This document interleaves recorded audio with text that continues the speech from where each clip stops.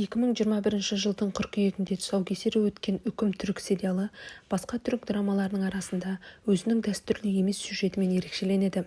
Әрбір эпизоды шым-шытырық, махаббат қатаң заңдарға қарсы тұратын детективтік фантастика, драма және романтика элементтерін біріктіреді. Сериал 2022 жылдың үздік сериалы атанып, алтын көбелек сыйлығын жеңіп алған, ал басты рөлдерді сомдаған актерлар үздік актерлар номинациясына ие болған.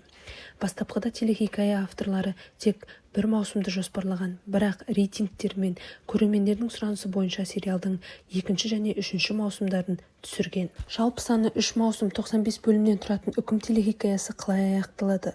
Видеомда сол жайлы баяндайтын боламын. Алдымен телехикая қалай басталады, соны қысқаша айта кетейін. Оқиға принципшіл прокурор Илгаз Кая мен талантты заңгер Джейлин Иргуванның арасындағы күрделі махаббат хикаясына негізделген.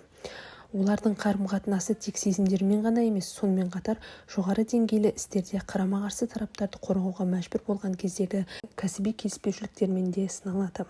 Қоқыс жәшігінен жас әйелдің денесі полиция бастығы Метин Каяның банк картасымен бірге табылады. Кейінірек картаны Метиннің кіші ұлы Чынар ұрлап кеткені анықталады.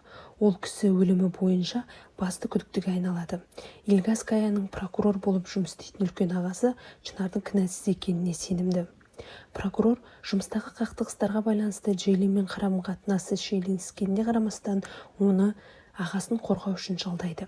Іс бойынша бірлесіп жұмыс істеу басты кейіпкерлерді жақындатып қана қоймай, сонымен қатар олардың отбасыларына қатысты көптеген құпияларды ашады. Тергеу тек кісі өлтірудің егжей-тегжейін ғана емес, сонымен қатар кейіпкерлердің ішкі қақтығыстары мен жеке басынан өткен оқиғаларында ашады.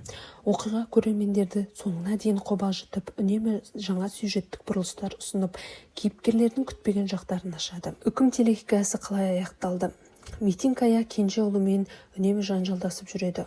Бұл жолы жанжал жас жігіттің рұқсатсыз несие картасын алып, енді оны таба алмауынан туындайды. Илгаз кісі өлтіру туралы және әкесінің картасы жәбірленушінің жанынан табылғанын біледі. Кая қанды свитермен үйге келген ағасын қорғау үшін Сейлин Иргуванға жүгінеді, ал оның саусақ іздері қылмыс орнының жанынан табылады. Бірақ көп ұзамай адвокаттар марқұмның Сейлиннің әпкесі екенін біледі. Бұл ақпарат адвокат үшін таңғаларлық ақпарат болады. Сейлин әпкесінің екіұшты өмір сүріп жатқанын анықтайды. Оның қымбат көлігі, зергерлік бұйымдары және ақшасы болады. Көлік қорабынан Илгаз өлтірілген әйел мен оның әкесінің суретін тауып алады. Ол әкесінің полиция бастығының мұндай таныстығын жасырғанына таң қалады. Иргуванның күйеу баласы да кісі өлтіруге қатысы бар деп танылады. Тергеу нәтижесінде есірткімен айналысатын топты ашуға келеді. Ал басты күдікті қыздың отбасының досы Ингин Тилмен болып шығады. Қылмыс болған күні ол дау кезінде адвокаттың әпкесінің басынан ұрады. Бұл эпизод Чынардың босатылуымен аяқталады. Илгаз Джейлинді бас прокурор Парстан құтқару үшін оған ұсыныс жасайды. Зардап шегушінің әкесі Зафер Чынардың оның өліміне кінәлі екеніне сенімді. Ол жас жігітке тапаншамен шабуыл жасайды. Чынар қаруды тартып алып Заферді өлтіреді. Ол мұны әкесі Метинге мойындайды.